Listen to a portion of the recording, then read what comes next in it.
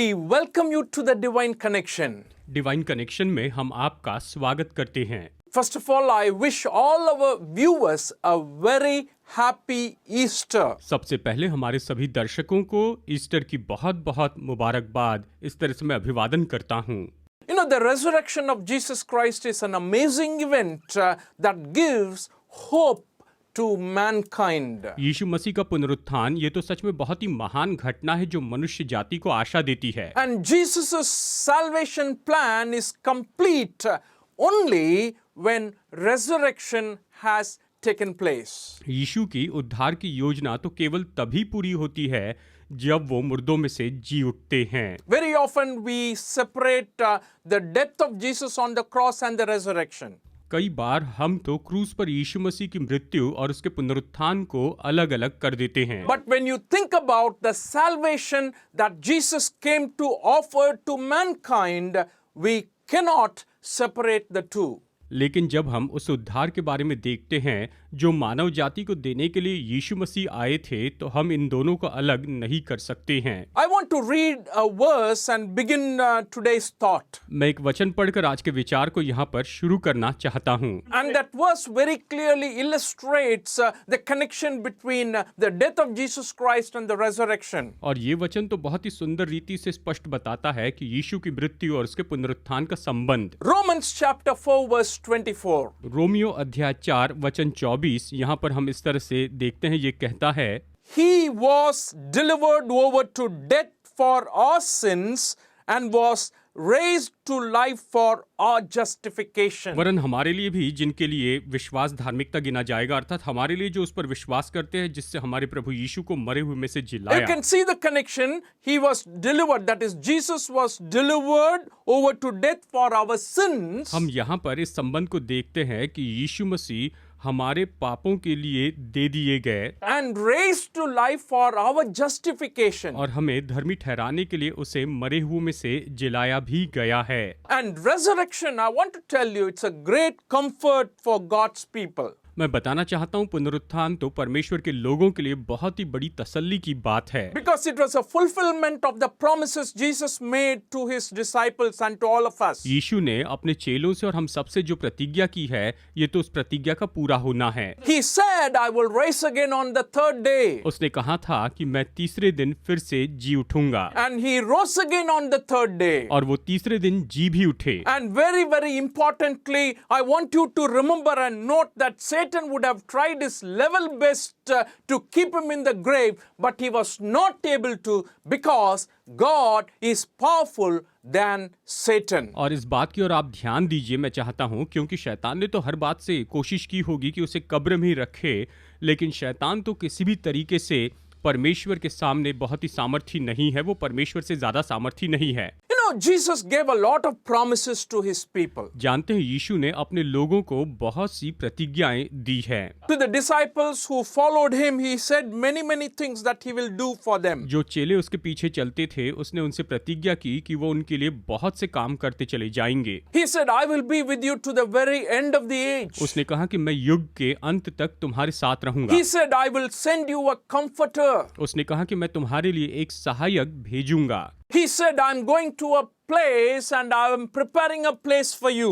उसने कहा कि मैं एक जगह जा रहा हूँ और वहां पर तुम्हारे लिए जगह तैयार करता हूँ। He said he will come back soon and take them to be with them where he is. उसने ये भी कहा कि वो जल्दी लौट आएंगे और वो जहाँ रहते हैं वहां पर इन लोगों को ले जाएंगे। So many things have been promised by Jesus Christ when he was living in this world. जब यीशु इस संसार में थे तो यीशु मसीह ने बहुत सी बातों की प्रतिज्ञा की थी। And very often those promises are concerning to all of us who live even in today's world. और इनमें से बहुत सी जो प्रतिज्ञाएं हैं, ये तो हमारे संबंध में हैं जो अभी संसार में जीते हैं। And of all the promises, I want to tell you one promise stands out so unique and special, and it is very, very closely connected to the resurrection, which is found in the Gospel of John chapter 14. और एक प्रतिज्ञा है जो कि बहुत ही अद्भुत है, जो बहुत ही अलग है, जो यूहन्ना के 14 अध्याय में पाई जाती है, जो यीशु ने प्रतिज्ञा की, ये महान है। And in the Gospel of John chapter 14 verses 15 to 19, in that passage, in the 19th verse, Jesus says, before long the world will not see me anymore, but you will see me, because I live, you also will live. यूहन्ना रचित सुसमाचार अध्याय 14 वचन 15 से 19 में हम देखते हैं, वचन 19 यहाँ पर हम पढ़ते हैं, और थोड़ी देर रह गई है कि फिर संसार मुझे न देखेगा, परंतु तुम मुझे देखोगे, इसलिए कि मैं जीवित हूँ और तुम भी जीवित रहोगे। इस तरह से उसने कहा। Isn't it interesting and intriguing that the disciples heard this way? The world will not see, but you will see me. ये तो बहुत ही आश्चर्य की बात थी कि जब चेलों ने इस तरह से सुना कि संसार मुझे नहीं देख पाएगा, परंतु तुम मुझे देखोगे, इस तरह उसने कहा। That is after his resurrection. यानी ये तो उसके पुनरुत्थान के बाद की बात है। In a little while the world cannot see me, but you will see me.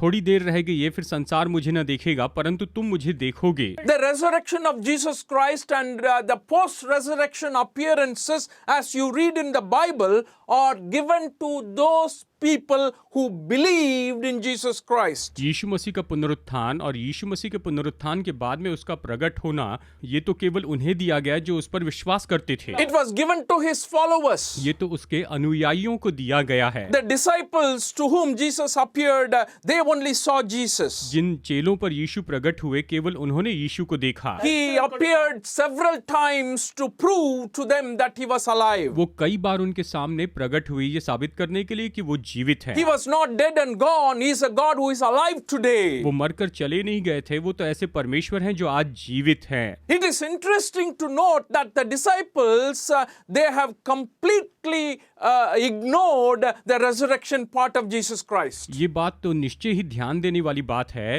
कि चेलों ने यीशु के पुनरुत्थान को पूरी तरह अनदेखा किया था। They were not able to remember. वो तो वो बातें याद भी नहीं कर पा रहे थे। And Jesus had to keep on reminding them. He kept on reminding them again and again that, did I not tell you that I will raise from the dead? और यीशु उन्हें बार बार याद दिला रहे थे कि क्या मैंने तुमसे ये नहीं कहा था कि मैं फिर से जी उठूंगा। One or two occasions, so many occasions, he revealed himself to them. एक या दो ऐसे अवसर पर ही नहीं, लेकिन उसने अपने आप को उन पर बहुत से अवसरों पर प्रकट किया। In the Gospel of Luke chapter 24 verses 22 to 24. लूका अध्याय 24 वचन 22 से 24 तक हम इस तरह से देखते हैं। Let me read it for you. इन्हें हम पढ़ते हैं। In addition, some of our women amazed us. They went to the tomb early this morning, but did not find his body. They came and told us that they had seen a vision of angels who said he was alive.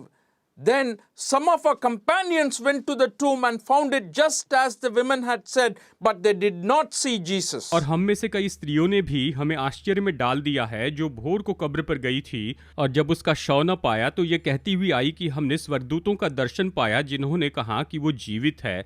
तब हमारे साथियों में से कई एक कब्र पर गए और जैसा स्त्रियों ने कहा था वैसा ही पाया, परंतु उसको न देखा। इस तरह से यहाँ पर ये वचन हमें बताते हैं। And you know, as we see this verse, it says very clearly, seems to be a big confusion there. अब देखिए, जैसे कि ये वचन यहाँ पर बताता है, ऐसे लगता है कि वहाँ पर बहुत बड़ी गड़बड़ी चल रही थी। The women went and saw the tomb, that he was not there, that they also saw Jesus. जब स्त्रियां सुबह के समय कब्र पर गई तो उन्होंने पाया कि यीशु का शव वहाँ पर नहीं है। उन्होंने इस बात को देखा। And these people are saying, we also went and saw the tomb, but you know, his body was not there. और इन लोगों ने भी कहा कि हमने भी जाकर उस कब्र को देखा और वहाँ पर उसका शव हमें नहीं मिला। Friends, it was a big confusion.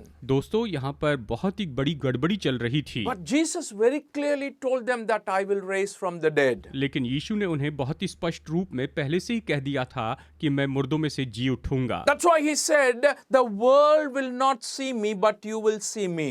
और इसीलिए उसने कहा कि संसार मुझे नहीं देख पाएगा, परंतु तुम मुझे देखोगे। Jesus did not plan to appear before the Pharisees. यीशु ने फरीसियों के सामने खड़े रहने की योजना नहीं बनाई He थी। did not appear before a large crowd of unbelievers and say, hey, people, now see me, I am alive. उसने ये योजना नहीं बनाई थी कि बहुत से अविश्वासियों की भीड़ के सामने खड़े रहकर कहूं कि मैं जीवित He हूं। wanted to show himself to his disciples, to those who believed and followed him. वो अपने चेलों को ही खुद को दिखाना चाहते थे, जो उस पर विश्वास करते थे और उसके पीछे चलते थे। And I want to tell you, in that context, those who saw him, they believed him later on, and they stood for the faith that they held on to.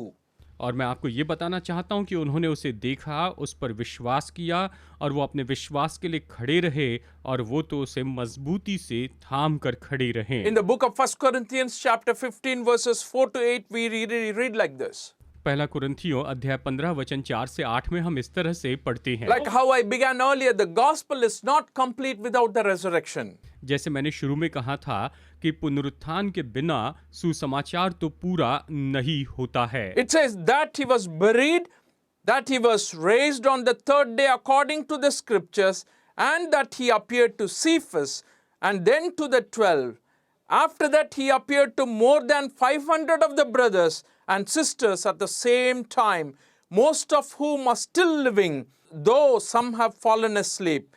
Then he appeared to James, then to all the apostles, and last of all he appeared to me also as to one abnormally born. पहला कुरिन्थियों अध्याय 15 वचन 4 से वचन 8 इस तरह से कहता है, आइए पढ़ते हैं। और गाढ़ा गया और पवित्र शास्त्र के अनुसार तीसरे दिन जी भी उठा और कैफा को तब 12 को दिखाई दिया। फिर वो 500 से अधिक भाइयों को एक साथ दिखाई दिया, जिनमें से बहुत से अब तक जीवित हैं पर कुछ सो गए। फिर वो याकूब को दिखाई दिया, तब सब प्रेरित को दिखाई दिया, सबके बाद मुझको भी दिखाई दिया, जो मानो अधूरे दिनों का जन्मा हूँ। यहाँ पर ये वचन हमें इस तरह से बताता है, The disciples saw Jesus. चेलों ने यीशु मसीह को देखा था। But the promise that Jesus gave to his disciples is important. देखिए, जो प्रतिज्ञा यीशु ने अपने चेलों को दी थी वो महत्वपूर्ण है। Because I live, you will also live. क्योंकि मैं जीवित हूँ तो तुम भी जीवित रहोगे। The second part of that promise makes us to think very, very carefully and strongly. इस प्रतिज्ञा का जो दूसरा भाग है वो हमें यहाँ पर बहुत ही मजबूती से और अच्छे से सोचने के लिए विवश करता है। What does it mean? You will live also. इसका क्या मतलब है कि तुम भी जीवित रहोगे? Am I not living now? क्या अभी मैं जीवित नहीं हूँ? Oh, everybody will say, I'm living now. सब लोग कहेंगे मैं तो अभी जीवित हूँ। Oh, even those people who did not believe in Jesus are living now. जो लोग यीशु पर विश्वास नहीं करते वो भी अभी जीवित हैं। And what does it mean here when Jesus says, because I live, you will also live? जब यीशु ने कहा क्योंकि मैं जीवित हूँ तुम भी जीवित हो, इसका क्या मतलब है? Does that mean in this physical life? क्या इसका अर्थ इस शारीरिक जीवन से है? Or does it mean that the life we are going to have after our death? या फिर इसका संबंध उस जीवन से जो हम मृत्यु के बाद पाएंगे? And what does it mean to us today? आज इसका हमारे लिए क्या अर्थ होता है? And I want to share about this very briefly after the music break. संगीत के ब्रेक के बाद मैं इसे आपको संक्षिप्त में बताना चाहता हूँ। However, I want to tell you the resurrection of Jesus Christ that I'm talking about is the hope that you and I have today for the future. मैं आपको बताना चाहता हूँ कि यीशु मसीह का जो पुनरुत्थान है वो तो आज हमारे लिए आशा है, हमारे भविष्य की आशा है। Let us place our confidence in the wonderful promise He gave to us. तो आइए अपना भरोसा उस अद्भुत प्रतिज्ञा पर रखते हैं जो उसने हमें दी है। Because I live, you will also live. क्योंकि मैं जीवित हूँ तुम भी जीवित रहोगे। And when Jesus lived in this world, one of the things He kept on emphasizing is this, that He is the resurrection and the life. जब यीशु इस पृथ्वी पर थे तो उन्होंने एक बात पर बहुत ज्यादा जोर दिया और वो ये है कि मैं ही पुनरुत्थान और जीवन हूँ। So when you think about the resurrection, we fully believe, and when you think about the life, we fully believe that it is completely resting on a person, that is Jesus Christ. जब हम पुनरुत्थान के बारे में सोचते हैं, जब हम जीवन के बारे में सोचते हैं तो ये पूरी तरह से यीशु के व्यक्तित्व पर आधारित है। We read in the Bible a beautiful story of resurrection. Bible में हम पुनरुत्थान की ये बहुत ही सुंदर कहानी पढ़ते हैं। Jesus raised many people when He was living in this world. जब यीशु इस पृथ्वी पर थे उन्होंने बहुत से लोगों को जीवित किया। And in one particular incident, when He raised Lazarus up, और एक घटना के समय जब उसने लाजर को जिलाया, and before raising Lazarus, there was a conversation going on between Lazarus' sisters and Jesus. लाजर को जिलाने के पहले यीशु मसीह और लाजर की बहनों के बीच में बातचीत चल रही थी। And in the conversation, Jesus had with Martha, यीशु ने यहाँ पर मार्था से जो बात की थी, and to her Jesus says in 11:25 in the Gospel of John, यूहन्ना 11:25 में यीशु ने मार्था से इस तरह से कहा, Jesus said to her, I am the resurrection and the life. The one who believes in me will live even though they die. यीशु ने उससे कहा, पुनरुत्थान और जीवन मैं ही हूँ, जो कोई मुझ पर विश्वास करता है वो यदि मर भी जाए तो भी जिएगा। इस तरह यीशु ने उससे कहा। Martha was understanding it differently actually. सच में मार्था इसे बिल्कुल अलग तरह से सोच रही थी। Jesus tells Martha that your brother will rise again, and in the 24th verse she says, I know he will rise again in the resurrection on the last day. यीशु ने मार्था से कहा, तेरा भाई फिर जी उठेगा। मार्था ने उससे कहा, वचन 24 में देखिए, मैं जानती हूँ कि अंतिम दिन में पुनरुत्थान के समय वो जी उठेगा। इस तरह से मार्था ने यीशु से कहा था। But to that only Jesus replies, I am the resurrection and life. और उसी को यीशु ने उत्तर देते हुए कहा कि पुनरुत्थान और जीवन मैं ही हूँ। What is he trying to say here? यहाँ पर वो क्या कहने की कोशिश कर रहे हैं? He says that resurrection that I promised is based on a person. वो कह रहे हैं जिस पुनरुत्थान की मैंने प्रतिज्ञा की है वो तो एक व्यक्ति के ऊपर आधारित है। And that person is only Christ. Nobody else can do that for us. और ये व्यक्ति तो केवल मसीहा है और हमारे लिए इसे कोई और नहीं कर सकता। That's why he was boldly able to say, because I live, you will also live. और इसलिए बड़े हिम्मत से वो कहते हैं, क्योंकि मैं जीवित हूँ इसलिए तुम भी जीवित रहोगे। You know, that verse is so very important.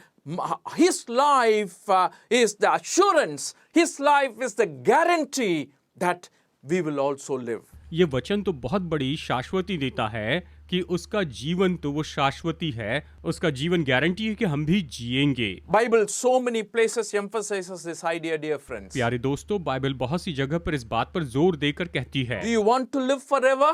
क्या आप सदा सदा के लिए जीवित रहना चाहते हैं? He is not just talking about the physical life that we are having. हमारे पास जो शारीरिक जीवन है वो केवल उसी के बारे में नहीं कह रहा है। I do mean that he definitely influences our life now. मैं जानता हूं कि निश्चय ही वो हमारे जीवन के ऊपर जरूर प्रभाव डालेंगे। But apart from that, he says, even if he dies, he will live forever.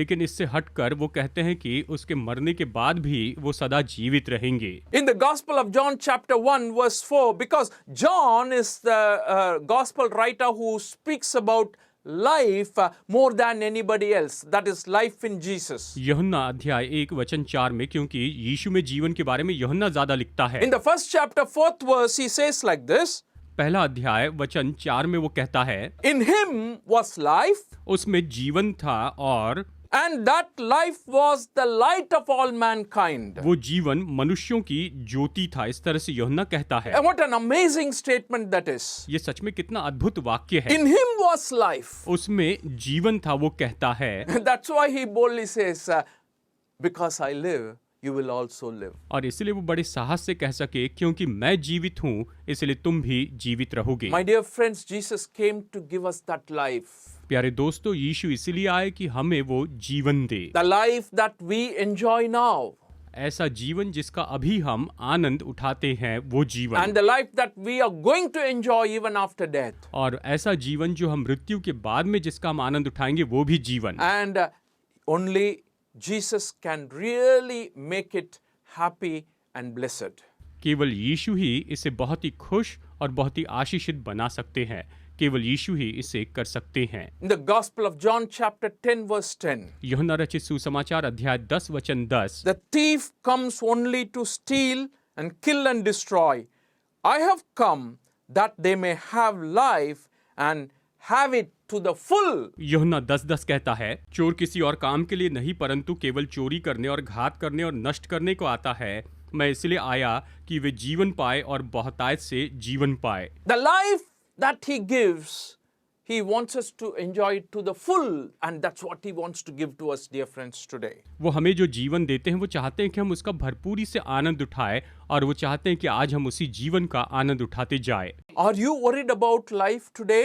क्या आज आप जीवन के बारे में बहुत ही चिंतित हैं? I'm sure a lot of people are worried about मैं life. जानता हूँ बहुत से लोग जीवन के लिए A चिंतित lot हैं। of people are worried about and feared about death. बहुत से लोग मृत्यु के बारे में चिंता करते हैं, डरते Oh, हैं। when I'm going to die, I don't know. मुझे पता नहीं मैं कब मरूंगा, But I want to tell you, it's a definite thing that's going to happen to everyone who is born in this world. मैं आपको बताना चाहता हूँ इस संसार में हर एक जन्मे को मरना होगा। And all of us, many of us are thinking about that day. और हम में से बहुत से लोग उस दिन के बारे में सोचते हैं। And you know, this hope that Jesus gives based on his resurrection can really comfort you, can really give you confidence to move forward. ये आशा जो यीशु अपने पुनरुत्थान के द्वारा हमें देते हैं, ये आपको शांति दे सकती है और आगे बढ़ने के लिए भरोसा दे सकती And है। what he meant here is the life that even after death that we are going to enjoy with him. हम देखते हैं कि ऐसा जीवन जिसका हम मृत्यु के बाद भी आनंद उठाते चले जाएंगे, ऐसा जीवन देंगे। I don't want you to just misunderstand his promises and blessings are only for life after death. मैं चाहता हूं आप इस बात को गलत न समझें कि उसकी सारी प्रतिज्ञाएं मृत्यु के बाद के जीवन के बारे में ही हैं। Bible very clearly puts both life together. Bible बहुत ही स्पष्ट रीति से यहाँ पर इन दोनों जीवनों को एक साथ रखती है। The physical life on earth and also the life that you're going to live in your spirit with God after death. इस पृथ्वी पर का शारीरिक जीवन और साथ में वो जीवन जो आप परमेश्वर के साथ अपने मृत्यु के बाद में जीने वाले हैं, इन दोनों के बारे में बताती है। Again, I want to go back to 11:25 in the Gospel of John. मैं फिर से यूहन्ना अध्याय 11 वचन 25 में वापस जाना चाहता हूँ। Jesus said to her, I'm the resurrection and the life. The one who believes in me will live even though they die. And listen to the second part. And whoever lives by believing in me will never die. Do you believe this? यीशु ने उससे कहा, पुनरुत्थान और जीवन मैं ही हूँ। जो कोई मुझ पर विश्वास करता है वो यदि मर भी जाए तो भी जिएगा, और जो कोई जीवित है वो मुझ पर विश्वास करता है वो अनंत काल तक न मरेगा। क्या आप इस बात पर विश्वास करते हैं? And one word you find quite often coming up in these verses is the one who believes. और देखिए यहाँ पर एक वाक्य है जो इन वचनों में बार बार यहाँ पर दिखाई देता है, और वो वाक्य है कि जो विश्वास करता है। Only when you believe. केवल जब आप विश्वास करेंगे तब ही। The one who believes will live. यानी जो विश्वास करता है वही जीवित रहेगा। And that's what I want to share with you and conclude for the day. और मेरे संदेश के अंत में मैं आपको यही बताना चाहता हूँ। You know, the Gospel of John chapter 20 verse 31. यूहन्ना अध्याय 20 वचन 31 ये कहता है, John sums up his entire writing and saying, you know, so many things Jesus Christ did when he was living in this world. We have not written down everything that Jesus Christ did. यूहन्ना 20:30 कहता है, यीशु ने और भी बहुत से चिन्ह चेलों के सामने दिखाए जो इस पुस्तक में लिखे नहीं गए। And if we had to write every one of them, the world will not hold. He did so much in this world when he was living. जब वो इस संसार में थे और उसने जो महान काम किए उसके बारे में लिखे, तो ये संसार उसके लिए काफी नहीं होगा। But he says, these things are written so that you may believe that Jesus is the Messiah, and that by believing in him you will have life eternal. पर यहाँ कहता है, परंतु ये इसलिए लिखे गए हैं कि तुम विश्वास करो कि यीशु ही परमेश्वर का पुत्र मसीह है, और विश्वास करके उसके नाम से जीवन पाओ। ये सब कुछ इसीलिए तुम्हारे लिए यहाँ पर लिखा गया है। What an amazing statement that is. ये सच में कितना अद्भुत ऐसा वाक्य The है। one who believes जो विश्वास करता है will live. वो जीवित रहेगा। I want to tell you that's a secret for you to live even now and even after death. मैं आपको बताऊं, यही तो वो भेद है, अभी जीवन जीने के लिए और मृत्यु के बाद भी जीवित रहने के लिए। Nobody who boldly said, like Jesus said, I am the way, the truth and the life. किसी ने भी यीशु के जैसे इतने साहस से नहीं कहा कि मैं ही मार्ग, सत्य और जीवन हूँ। इस तरह से किसी ने भी नहीं कहा है। He is the life. वही तो जीवन है। And if you believe him, if you come to him, definitely this life becomes yours. अगर आप उस पर विश्वास करते हैं, उसके पास में आते हैं, तो ये जीवन तो निश्चय ही आपका होगा। And that's where that confidence, you know, that promise lies. Because I live, you will also live. और यहीं पर तो इस प्रतिज्ञा में ये भरोसा होता है, क्योंकि मैं जीवित हूँ इसलिए तुम भी जीवित रहोगे। May God bless you to have this wonderful life and enjoy it as long as you live in this world and also in the world to come. परमेश्वर आपको आशीष दे और आप इस जीवन का आनंद उठाएं, इस जीवन में भी और आने वाले समय में भी। Amen. आमीन।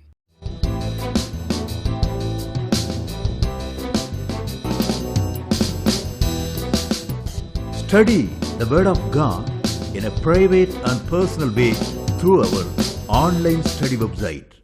Contact number